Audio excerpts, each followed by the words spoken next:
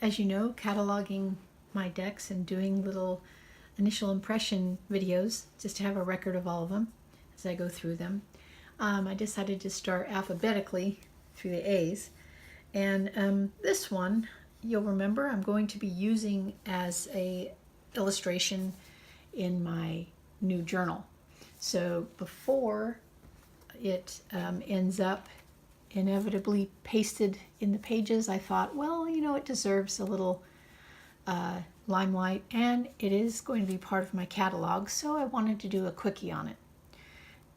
It's not everybody's favorite, but it deserves its own little spotlight.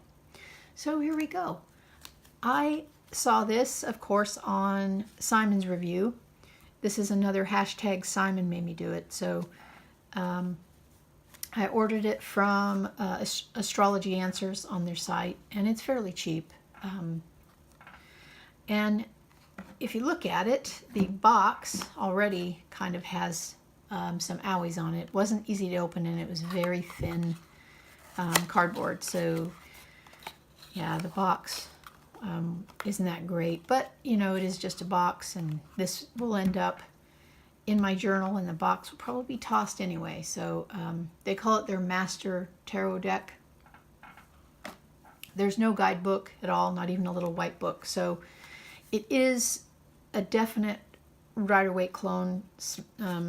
So if you know RWS, it'll be almost impossible not to recognize the cards. It's cloned, but the colors are lush and vibrant. It's just, it's the Rider-Waite Smith given a breath of fresh air. And I thought it would be fantastic to use in my journal as a little illustration, because I can attempt to sketch it, but I'm really not that good at drawing. I can write. I love to write, but I can't draw. So this was the solution. Cardstock, it's actually very, very bendy.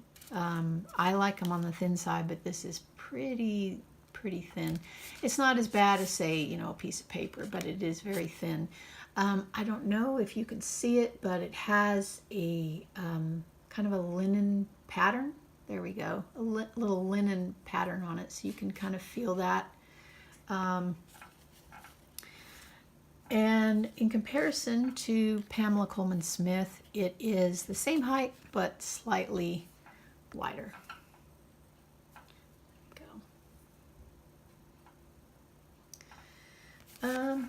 Now, some dislikes, just a couple here.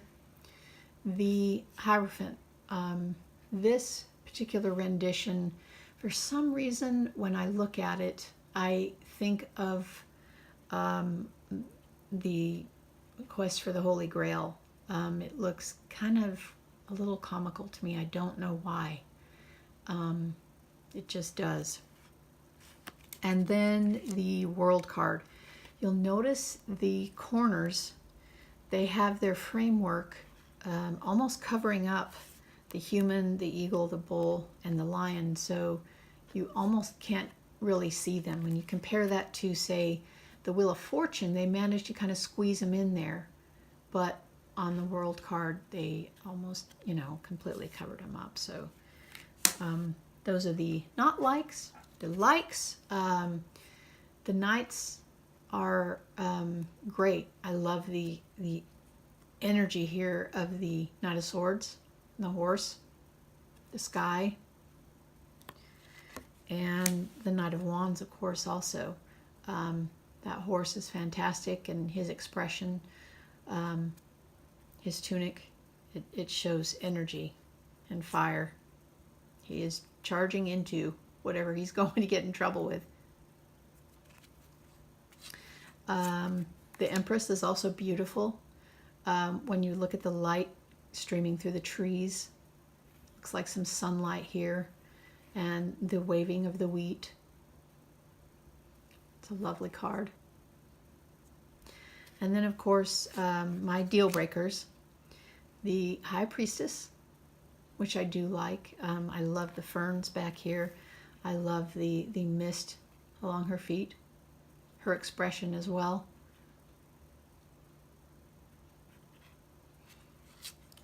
Two of Swords. It's okay. It's got the idea that the swords are throwing way off the page, and it's just kind of generic compared to the other ones. Eight of Swords. Nice. And of course the Strength card, which is beautiful. She's kind of gagging the lion, but at least not, stretching its mouth open with both hands. It's a gentle Strength card. So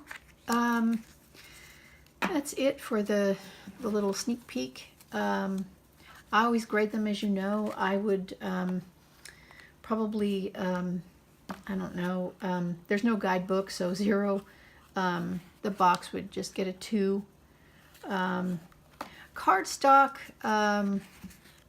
because it's so flimsy, and I've noticed there's a couple corners chipping, probably a 2. Value, I would give it a 3 because it does have its uses. It would be great for a beginner, someone learning who needs, to have the images up front and center for Rider-Waite that aren't just Pamela Pixie's drawings. They're a little more movie style. That would be great. Or for even journal work, like I'm going to use. They'd be great for that as well. So value 3. Shuffle. Despite being thin, they do shuffle pretty well. Now I have long fingers, so I'm able to really hold on to a deck. So they actually shuffle quite well. So shuffle a 4. All in all, a good beginner deck. Not something that would be a collectible later on, but what do you know? I get my favorite card out of there. So anyway, there you go. The Astrology Answers Master Tarot deck. I will continue down alphabetically. I think the Anna K is next. And in our review of a few cards, I think we're also heading on to the Emperor. So I will talk to you soon. Take care.